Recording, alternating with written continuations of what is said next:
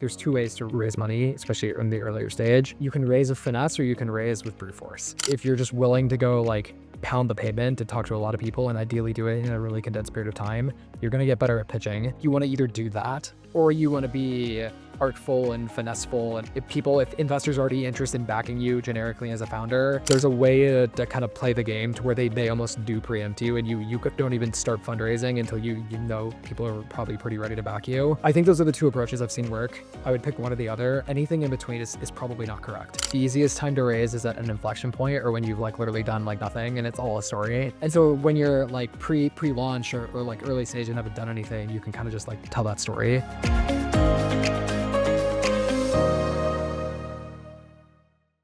Welcome back to Funded, a show taking you behind the scenes of the startup fundraising journey.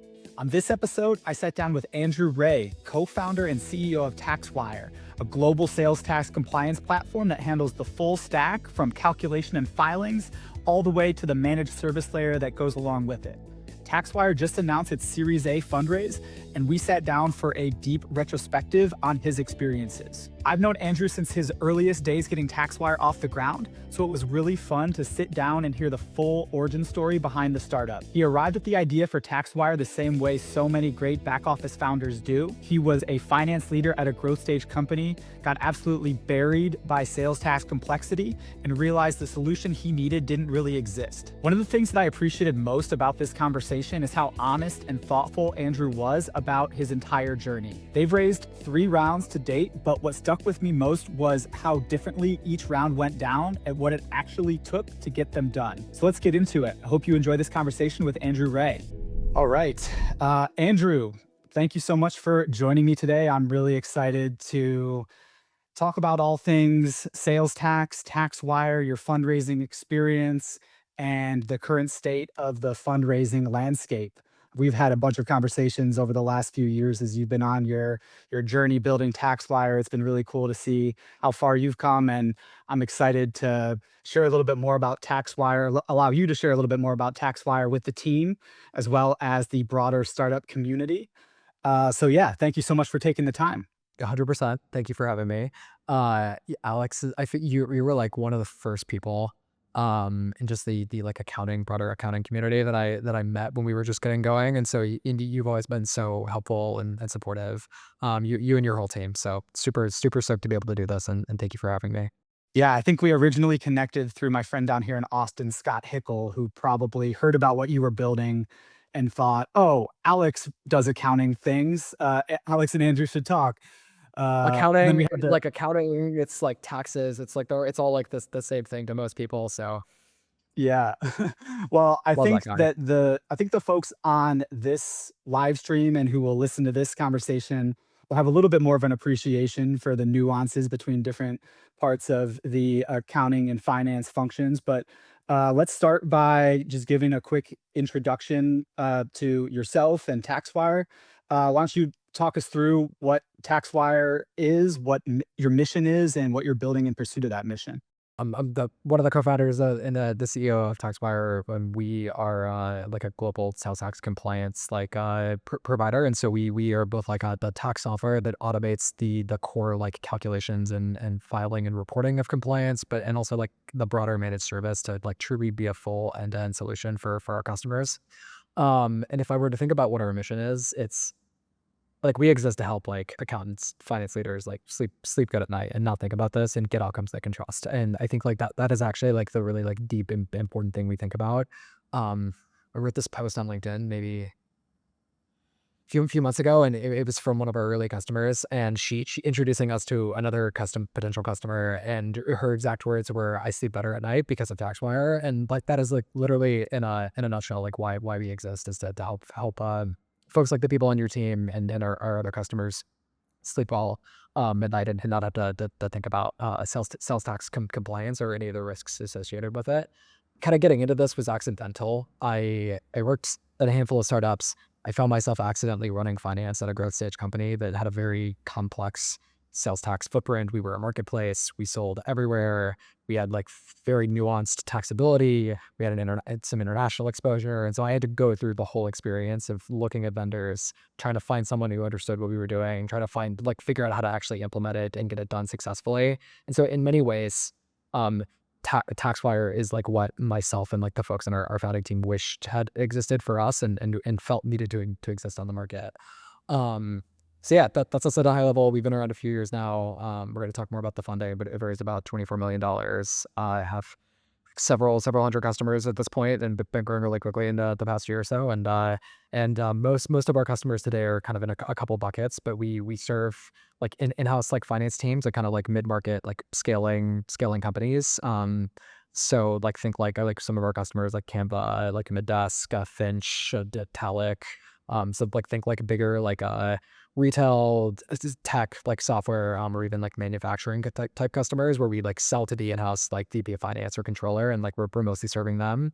And then we have like another segment that's like very focused on like accounting firms like our CFO where we try to be like the best partner product and service provider possible to them or and to their clients, which I know we'll talk about more later, but where we like plug in, try to be like a very lightweight but help companies get started when they're like small and don't really need to think about sales tax, but ideally preventing them from hitting a point where they have a bunch of exposure down the line because they started growing really quickly and didn't get a solution in place fast enough. So awesome.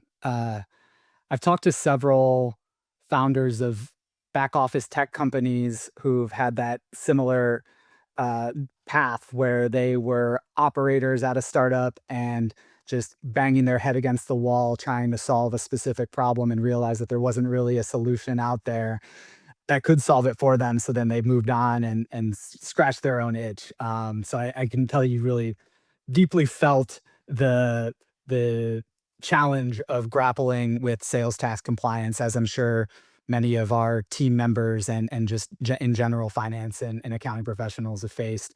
And sales tax is a really massive problem, right? Like it is such a gap for so many, especially earlier stage companies.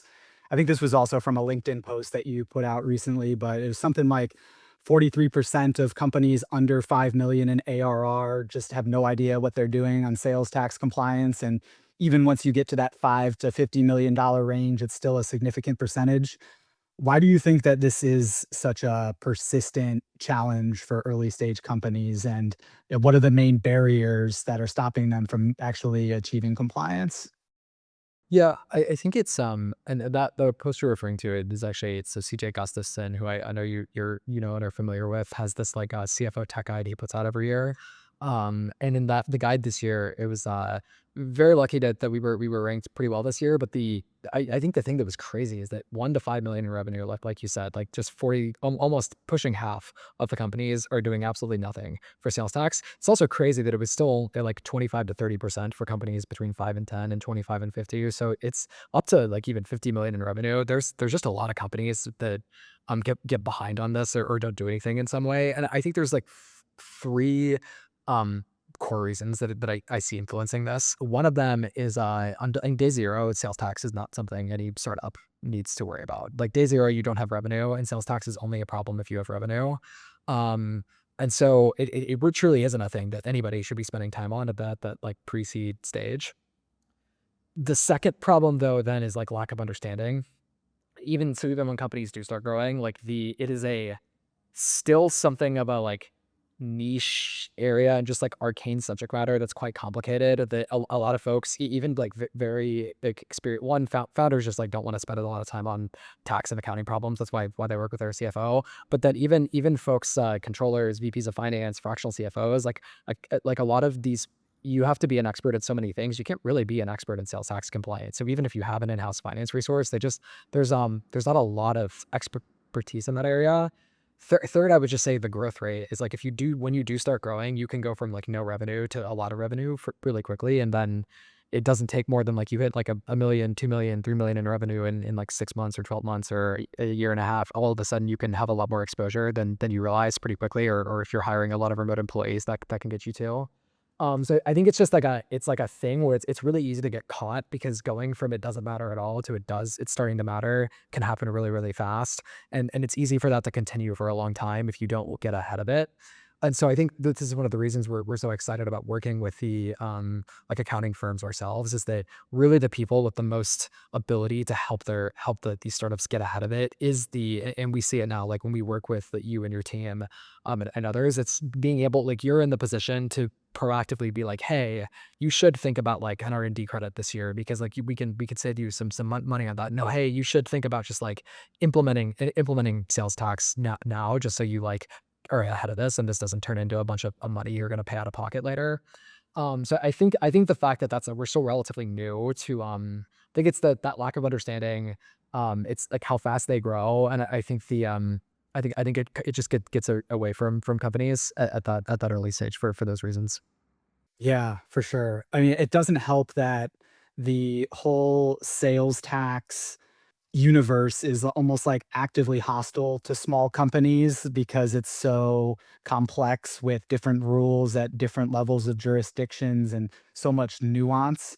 I feel like it would be relatively straightforward to build a platform that achieved, say, like 80 to 90% accuracy on sales tax, but like getting to 99.9% accuracy and really snuffing out all of that potential liability. That's where the challenge is, and that's where the value is provided. Could you maybe talk a little bit about just for folks who may have a broad idea of what sales tax entails, but might not understand all of the nuances? Like, what are some of those things that get you to 99 plus percent accuracy? And then there's also this related concept of TaxWire being like a wave three sales tax compliance engine and maybe building upon some of the challenges that companies in previous waves have faced. And I would just be, we could use either of those as like a jumping off point. Just kind of curious to hear you talk about what makes TaxWire different and how you're solving these challenges.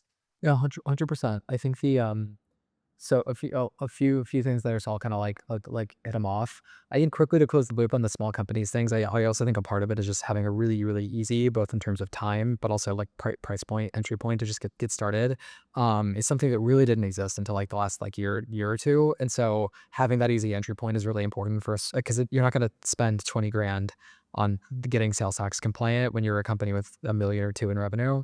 So I think that's all, and nor are you going to spend like a month getting something implemented. It needs to be like quick, easy, straightforward, fair price point. So, and then in terms of sales tax more broadly, I think this is just true with like almost any piece of software now, especially in this like era of vibe coding and anybody can build anything.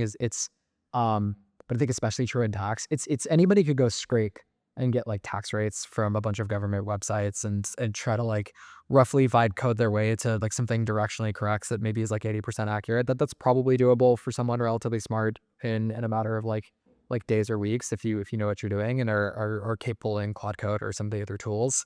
But I think the things that make it so there's this things that make it hard from a like count like getting it 100% accurate perspective, and there's things that also make it hard to like getting it 100% or close to 100% accurate in the context of your customer. And those are actually two different concepts. But on the just scope of the problem, if we were to take sales tax compliance, there are about 25,000 jurisdictions today in the United States of America that have their own rules and rates and regulations of some kind on just sales tax.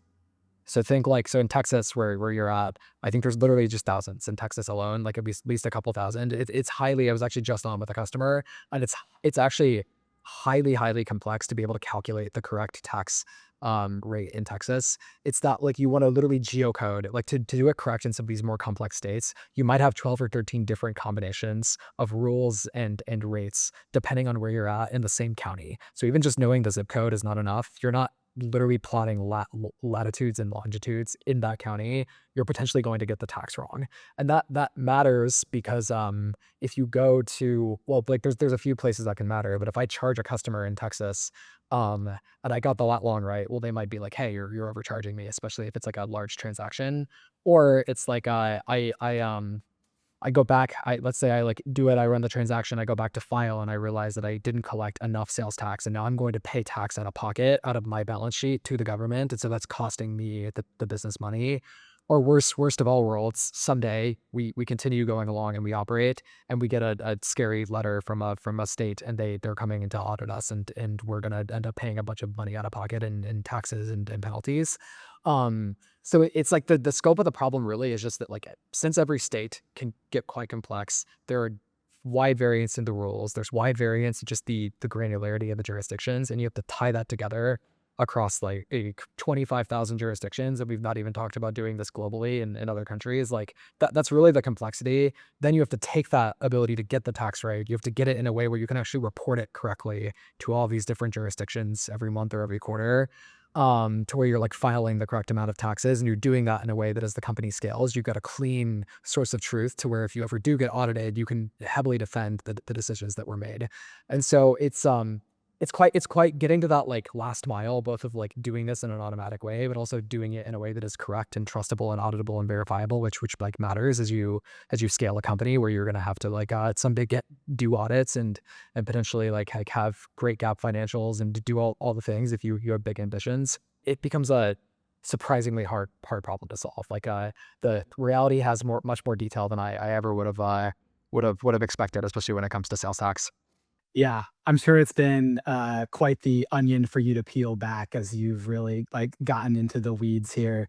And for what it's worth, I think a platform like TaxWire should be fairly vibe code proof, like, because as somebody who's spent a lot of time building in Claude Code, like, the building is the easy part, but the maintaining is the really difficult part. Brett Taylor from Sierra always says, software is like a lawn, you need to water it. And the tax sales tax landscape has got to be a constantly shifting entity. Like every year, entities are shifting and rates are changing. So, like, even if somebody went through the process of scraping all those jurisdictions, they probably bought themselves by the end of their project, like a couple of months before they have to kind of go back and redo it again. So, Yeah, and it's like it's the complexity of the problem, but it's also that if anything, I think like one of the great things about AI now is that and this is one of the things we were excited about when we started TaxWire, is one of the really hard things to do is that transform like a lot of the problem is actually transforming the tax law, which has a lot of variance and is completely unstructured, into something structured that is going to ideally never be wrong. And is also going to be something to where your customer can easily map their business inputs into that structure without having to be tax experts themselves. And that's actually a surprisingly hard problem. And there's one of the things large language models are great at and are a huge accelerant for is allowing you kind of armed with tax experts to take that unstructured tax law and to turn it into something that's like you can do a lot of the updates and stay on top of the changes automatically. You can map your like one of my favorite features in TaxWire is just the ability to like map customer like products or invoices and contacts to where we're assigning what their taxability is automatically. Being able to like do all you can start doing a lot of the work that you would have really needed a lot of tax expertise to do correctly, which was into the other question you asked when we talk waves of tax software or tax solutions, kind of something you only really could get from like tax consultants or tax experts. You can start doing a lot of those things on behalf of your customer. Um, but yeah, I think actually to the Brett Taylor point, one of the core jobs of any vendor is you're the throat to choke. Like you're the throat to choke. You're the one that's blamable if something goes wrong, and you actually want to be. If you're the most customers, if for an important outcome, they want someone whose job it is, who's on the line for getting to a successful outcome. And that is actually, I think anybody, especially in this era where like people don't really want tools anymore. People want outcomes. They want trustable outcomes. And you want to be on the hook for a trustable outcome. Like your CFO, it delivers trustable outcomes for the startups and scale ups that you serve. And like that's like really like the core thing I think where we all should remember that we're in the business of doing. yeah, absolutely. I mean, it's the reason that consultants have been hired since the beginning of time, right? Is so that you can kind of have someone to point to be accountable for a decision that gets made or for an outcome getting delivered. We talked a couple of times, you and I, about everyone is in the outcomes business now. And that's actually a good segue to another question that I had. And then I want to maybe shift gears and talk about your fundraising journey. But there's a lot of anxiety in the finance and accounting industry today about AI replacing jobs. And we see this trend happening where software companies are now trying to deliver the services themselves. How do you think about enabling the success of tax professionals and firms instead of disintermediating them? And how does TaxWire fit into this framework of services being the new software?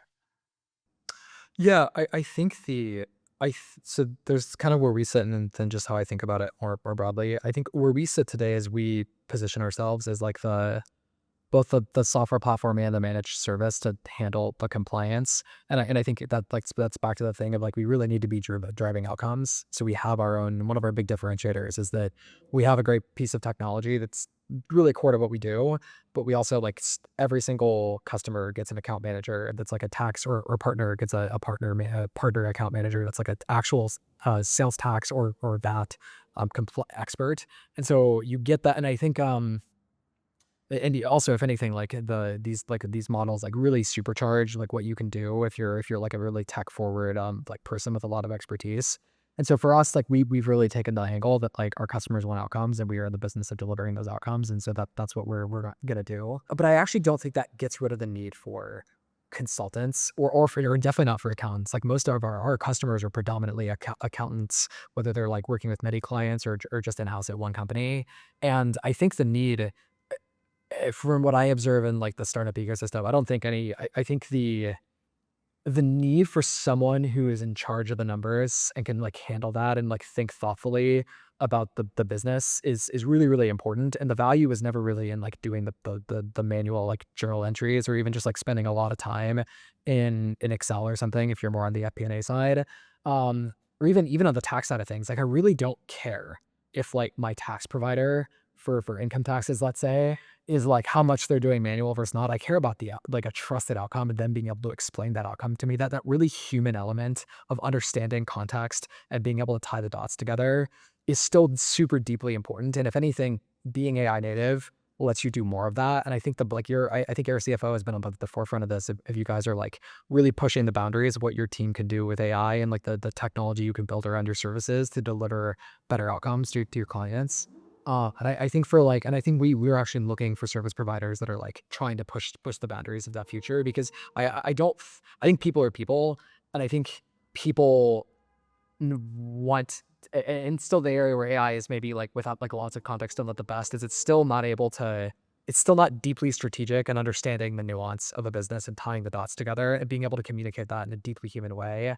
And I think many of our problems in reality are not ones and zeros. Many of our problems in reality, especially of doing business, are very human, even down to like the fact that I've like one of the biggest problems you or I run into in like helping our customers is messy data or like messy context or things that were left in a messy way. And that's almost always not because technology can't like solve that problem. It's because of like human beings and our own like flaws, errors, and things like that. And I think that deeply human thing is so important.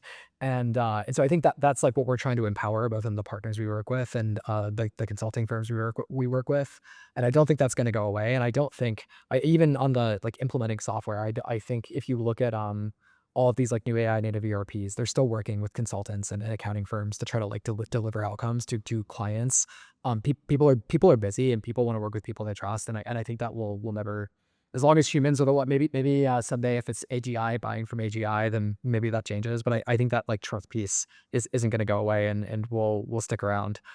So and I think that those I'd actually say just if anything, and I'd preach this to our team and to others I work with, is just adopt the technology. It's not here the people it's going to replace are the people that are unwilling to change themselves and how they approach their work. Those people might be at risk of being replaced. But if you care and you're trying to like do great work and you're using using AI and this new technology to do that, you're irreplaceable. It's still so hard, whether it's accounting, tax, whatever. It's so hard to find people that care that much and that are like adopting that technology in parallel. You find those people, like I know tons of companies that want to hire you.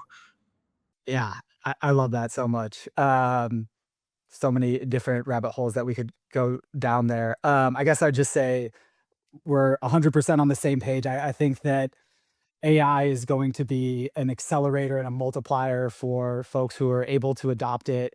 And people who are AI enabled finance and accounting professionals today are probably significantly more marketable and valuable than they would have been a couple of years ago before AI, and they're only going to become more and more valuable over time. So we talk at our CFO about like future proofing our team, and we see like the AI fluency and just being able to leverage these tools is a big benefit to that. Even just like, I mean, with something like TaxWire, our team is not super well positioned to be able to provide sales tax advice to a company kind of on their own. But when we can package the intelligence that you bring to the table and the platform that you've built, we now have this new superpower that is supercharged on the back end by AI. But all the client sees is like, okay, now I'm compliant, and this is now something that Air CFO is able to deliver that we were not able to deliver before. So I see it as not purely a good thing. There's obviously risks, and there's potentially going to be some turbulence over the next few years. And on a time scale of like 5 to 10 years, who the hell knows? All bets are off. But yeah, I think we're in like a really interesting, like almost like a golden age for service professionals who can bring that like human element to the table, and supercharge their expertise using these AI tools. So I'll go ahead and hop off my soapbox on AI. We'll probably circle back to it at some point in this conversation, but would love to talk about your fundraising journey. Now, by the time this conversation is released, you will have announced to the world that you have raised your Series A, which I believe happened in Q1. Is that correct? Yeah, we closed at the very end of February, so just a few weeks ago. Well, congratulations. Talk us through your so you raised your seed round back in 2024, I believe, and then your Series A in February. Talk us through your fundraising journey, and then maybe let's double click into your most recent round and talk about the mechanics that went into successfully closing that. 100%. And I did some thinking about this when I knew we were gonna have this conversation. So, it's something as I'm a first-time founder.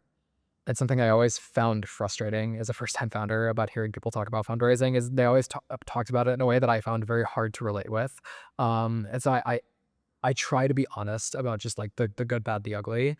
And just in a sense of like when I wish people would have like said and communicated about these things. And so I'm a pretty open book on this.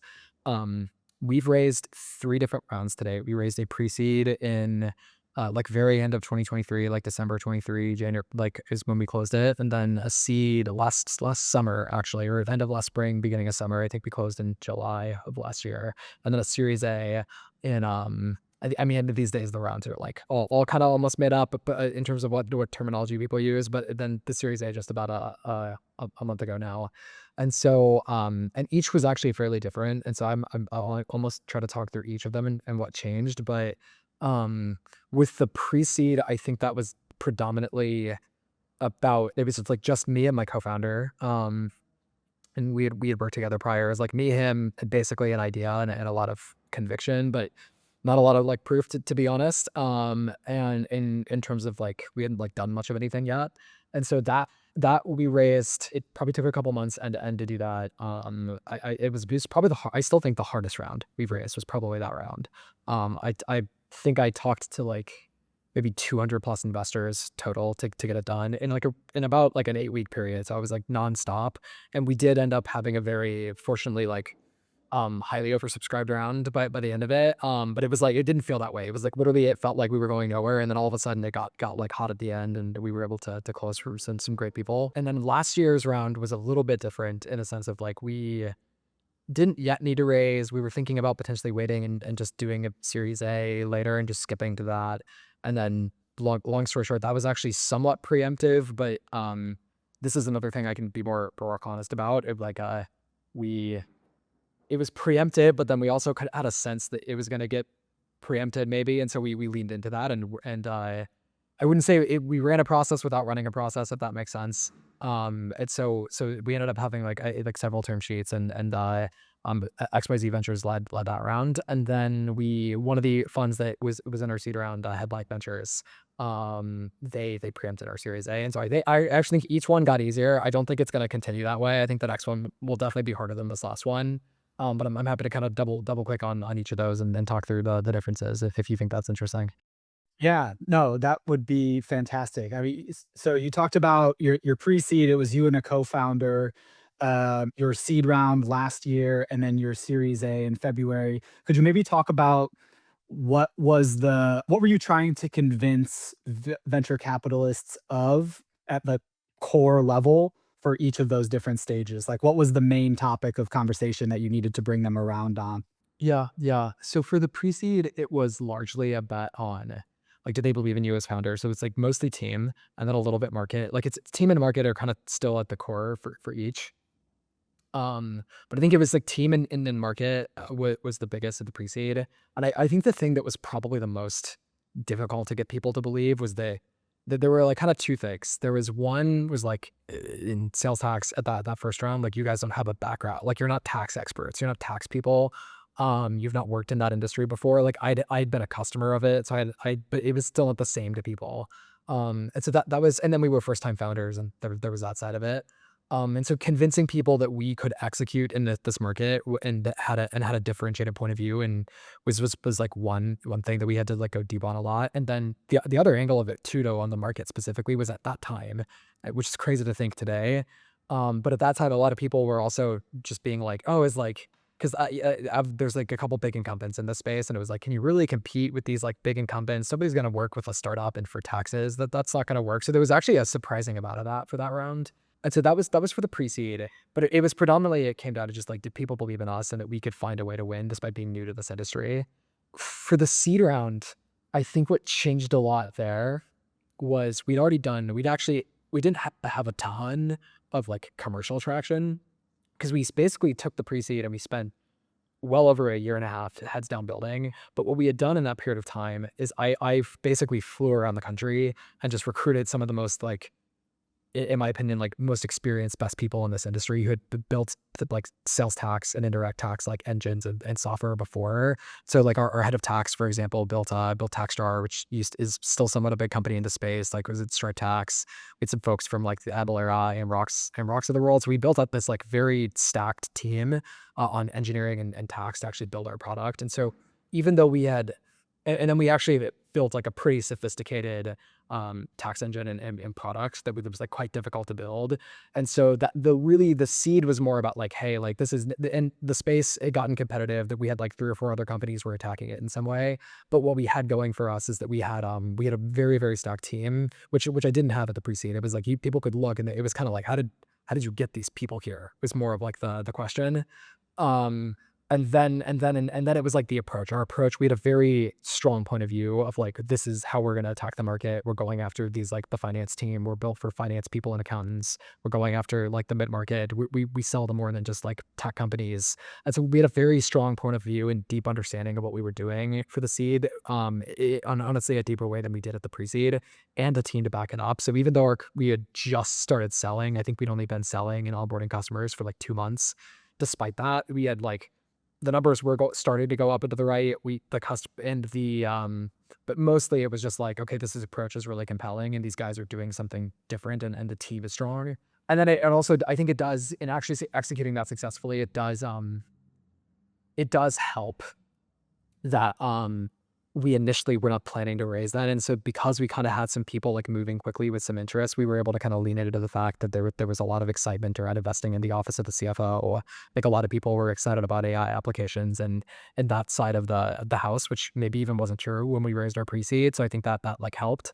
And we were kind of able to lean into that momentum and to raise a strong round. And I think we got 7 term sheets in like 4 days. It was something like that. It was like it was really crazy. It was kind of like we got one and then they just like started coming in. And then I guess that to round it out, the Series A was from one of the investors in the seed, and who she literally like I think you had in the question. It probably took 2 months for the pre-seed, probably like 4-ish weeks all in for the seed. And then I think like a day, like 24 hours from like a phone call with our investor to a term sheet for the A, which is like I feel like a jerk just saying that.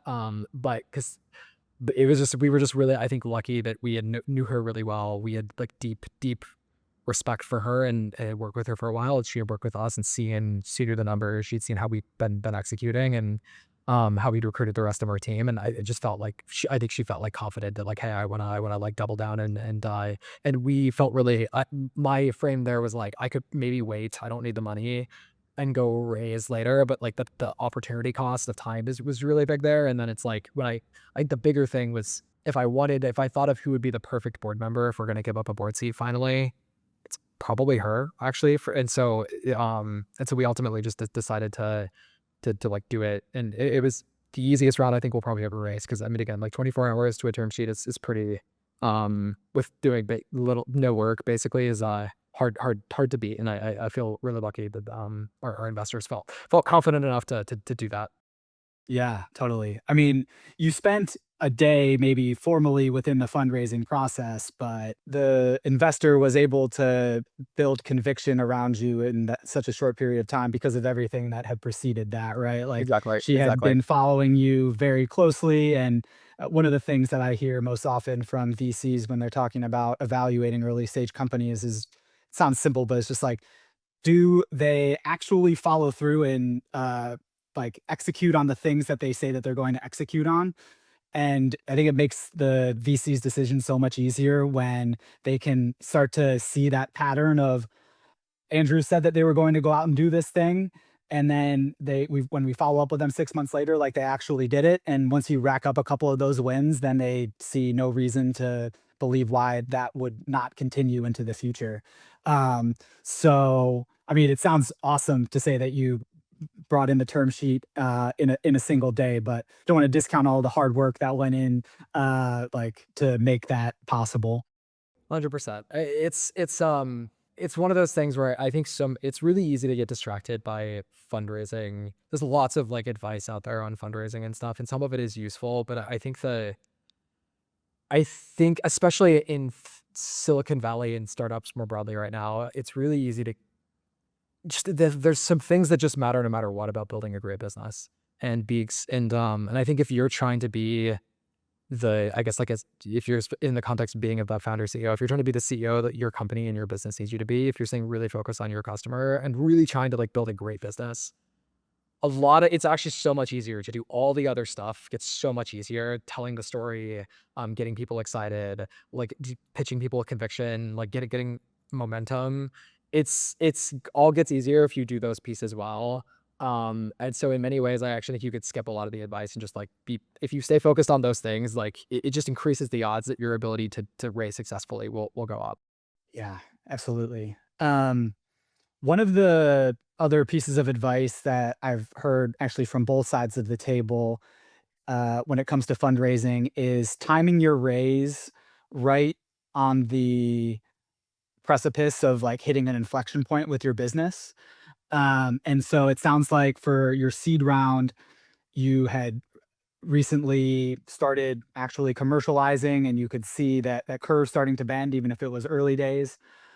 What was the inflection point that you found yourself at, in early 2026 that led you to believe that now was the right time to pull the trigger on raising the Series A? It's a great question, and I think I do tend to agree with it. I think, like, the easiest time to raise is at an inflection point or when you've, like, literally done, like, nothing, and it's all a story. So it's like, one of those 2 is probably correct. Anything in between is probably not correct.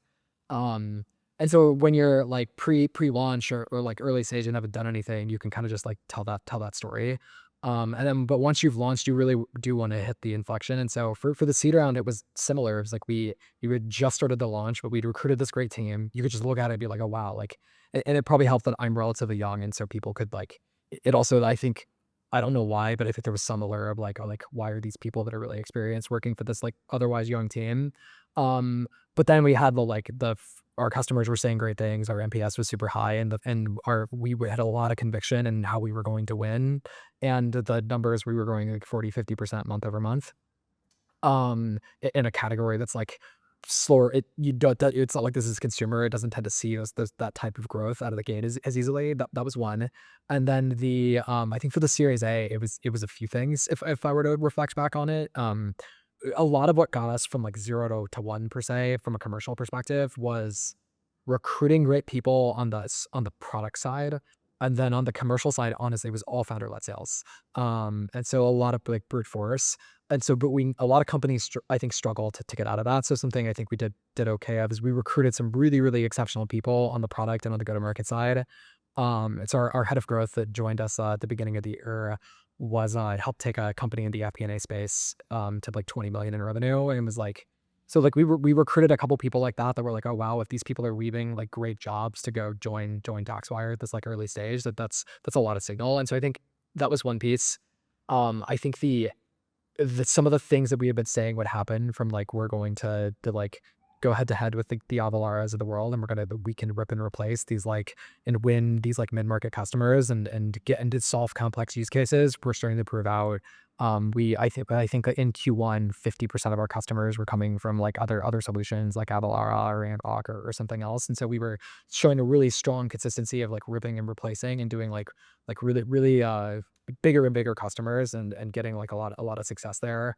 Um, I think related to that, we had, like, a couple of those were, like, completely as far away from the tech universe as possible. Like, we had this manufacturing company that had just been on Avalara and NetSuite for years. It was really frustrated, switch over in Q1, and so you were just seeing those proof points of, like, what we said we were gonna do and what we said was gonna play out from the product we were building and how we were gonna go to market was really bearing fruit.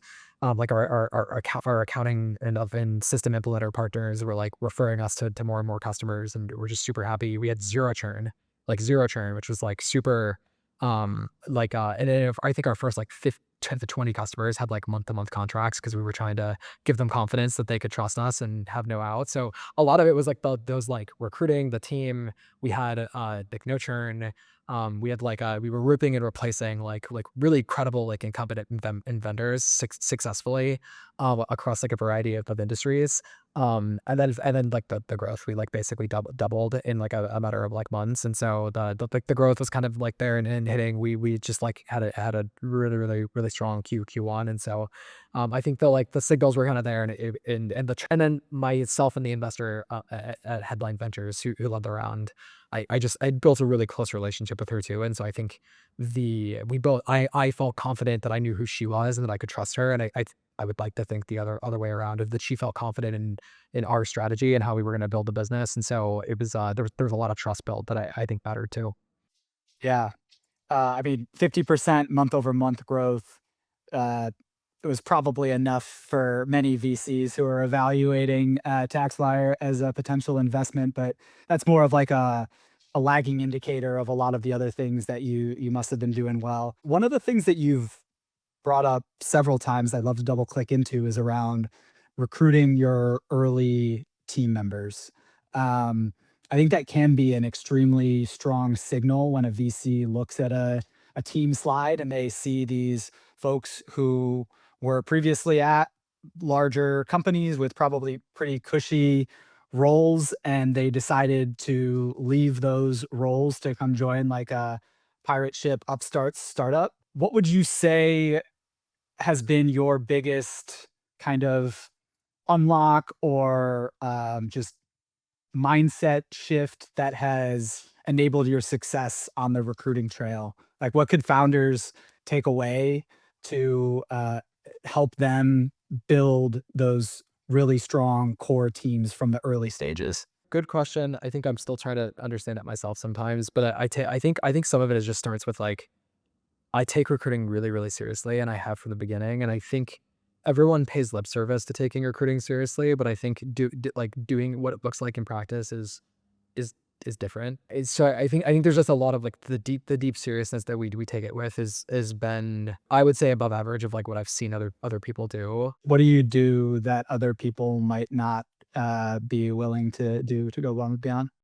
I'll make it more tactical to it. It's like I think on the mindset side though, just the as a especially if you're, like, a first-time founder or, like, you're feeling intimidated by it, 'cause I know I did. I had a lot of imposter syndrome recruiting, even fundraising. I've had a lot of imposter syndrome this whole journey. And so try to recruit these people, it did feel like, "Who am I to do this?" Like, this, like, first-time founder. But I think that you have to overcome that because a lot of people actually don't shoot their shot with these people because they don't think they can. And so so in the case of, our first couple that were really big were like some of the people on the our tax team. And like our head of tax was like the really first big hire. And I think what we had going for us is that there were a couple things. I spent a lot of time deeply understanding the strategy of what we needed to build, the product we needed to build, and therefore like the team. So I think it actually starts with what do you actually need to win? And I think a lot of people just try to generically fill a role without really understanding like what do I need to do like in this role? Like what would be like an unfair advantage to actually like win? Like what would that person look like? And like really get precise in the archetype of what you need. And then that's one, understand that, and then two, understand what great looks like there. And so when I'm hiring for a really key role like that, I try to talk to people who are already great. And so I will just start reaching out to like all of the people I can literally, I think I talked to anybody who had like built had a lot of expertise in building tax engines. I just started getting introduced to them. I probably talked to hundreds of people over the course of like a matter of months, which is a lot of like conversations that didn't go anywhere, people that said no. But like I learned a lot about like what I was actually looking for. And so but so I could finally understand and see great. That was the first thing I got is like, okay, I know what I need. So but then that allowed me to kind of like narrow my list to a small number of people, one of which was Graham.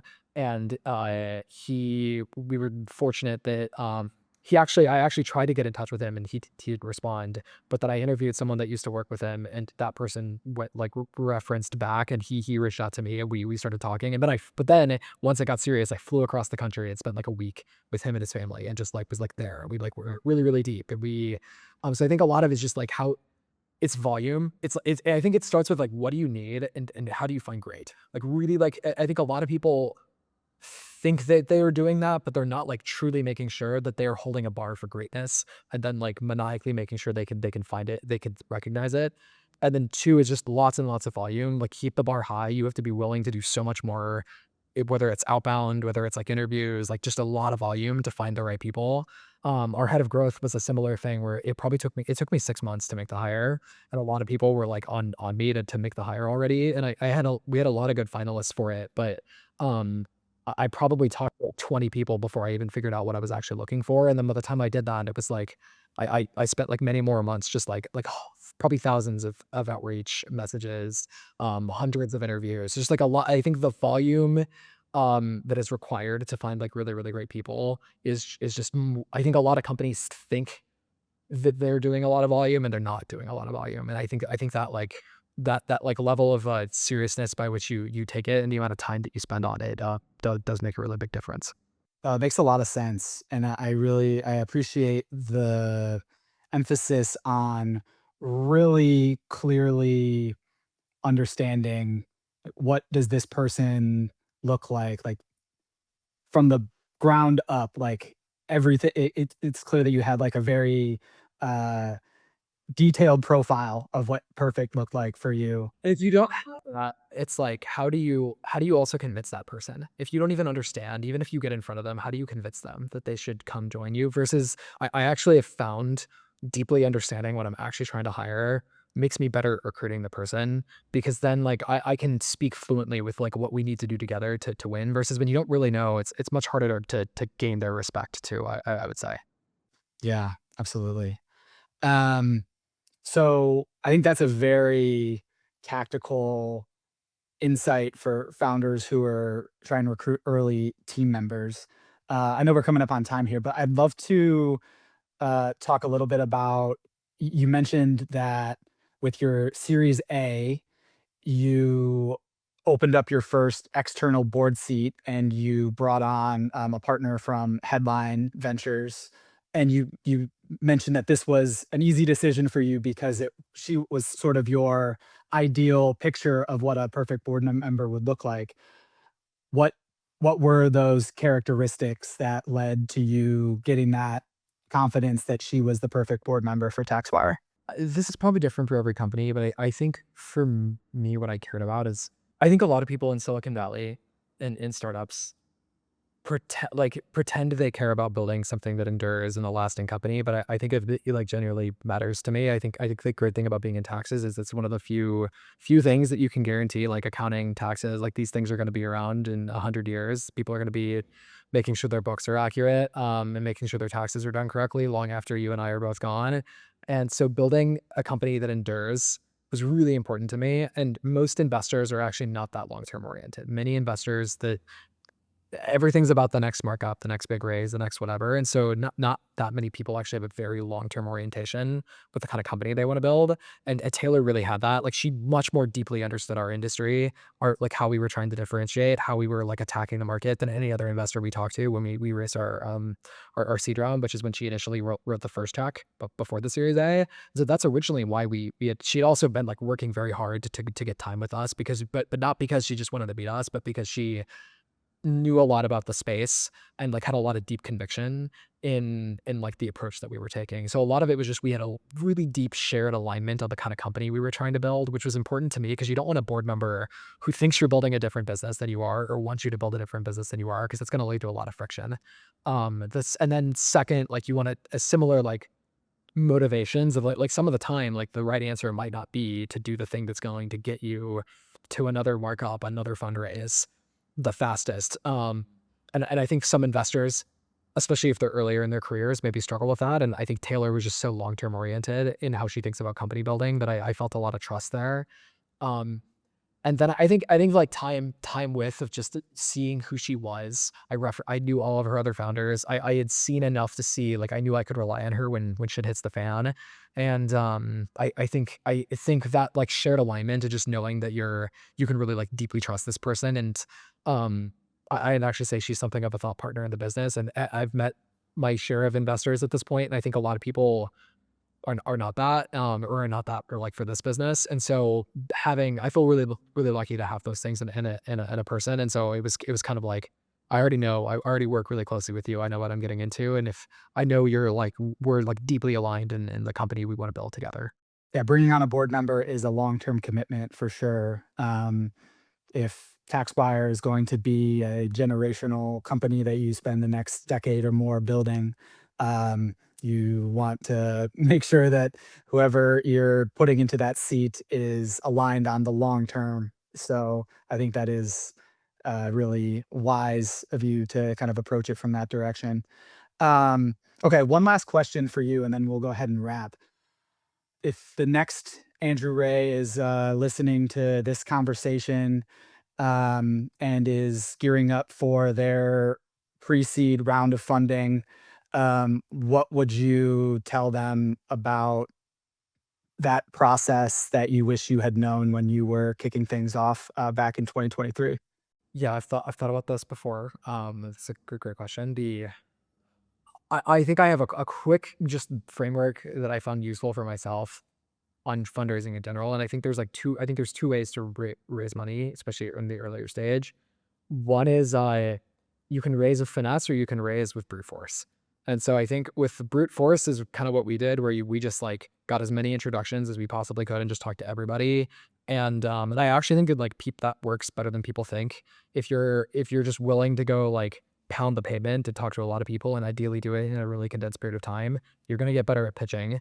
Even if you like do terrible over the first 50 pitches, if you got like 150 more, it's like eventually you got to get it down. So I think like doing that, like just it literally will help. And at the pre-seed, you probably don't have much of a business, and so you can really focus your time on fundraising. And I think like you want to either do that or you want to be artful and finesseful and like if investors are already interested in backing you generically as a founder, there's a way to kind of play the game to where they almost do preempt you and don't even start fundraising until you know people are probably pretty ready to back you. I think those are the two approaches I've seen work. I would pick one or the other. Anything in between is probably not correct. It's probably like like you don't want to like you're either truly building relationships with people that might just try to like preempt you, or you're fundraising. Don't do anything in between. And then I guess the other thing I would just say is if you're I think this is one super tactical for me because I had a lot of imposter syndrome and anxiety around the fundraising process. And I would just say like just get reps in. Just literally like just like don't overthink it. Like just go pitch 5 to 10 VCs, ideally ones you don't think are gonna be any good. I just start doing it because it's the act of literally like pitching people and like running through the process will make you better so much faster than overthinking your pitch deck or whatever else it is that you're doing. Just like start doing it, start pitching people, you'll get better a lot faster that way. Yeah. Yeah, absolutely. And I think for a first-time founder, unless it's a very unique situation, chances are they're probably gonna have to brute force it, right? Like, you had a background, maybe not tax specific, but in the startup world that would have lent itself to, like, maybe the finesse route potentially, but, the first time that you're getting going before you've ever, like, delivered a return to a venture capitalist, it's going to be an uphill battle. So I think just like helping first time founders understand, like, yeah, it's going to be like chewing glass for the first 20, 50 conversations. And you just have to, I think that iterative loop of getting better over time is really what pre-seed investors are looking for, right? Like they're looking to see, is this person going to be able to get up the learning curve? I think that's kind of like the test in which you obviously have been able to pass time and time again. So yeah, I think that's a really great place to wrap things up. Is there anything else that you want founders, operators, Air CFO team members to take away from this conversation, or anything they should know about TaxWire? Air CFO team members, we're super excited to be partnering with you folks, and here to help if sales tax ever comes up. On the and then I think more broadly, I think I think just to founders, I would just say, like, if you think you have it in you, just, like, go for it. And I think I needed someone to tell me that when I was younger, and so if you actually think you have it in you, just go for it and don't doubt yourself. And if I can ever be helpful in any way whatsoever, I'm pretty easy to get a hold of on the internet, so just reach out. Amazing.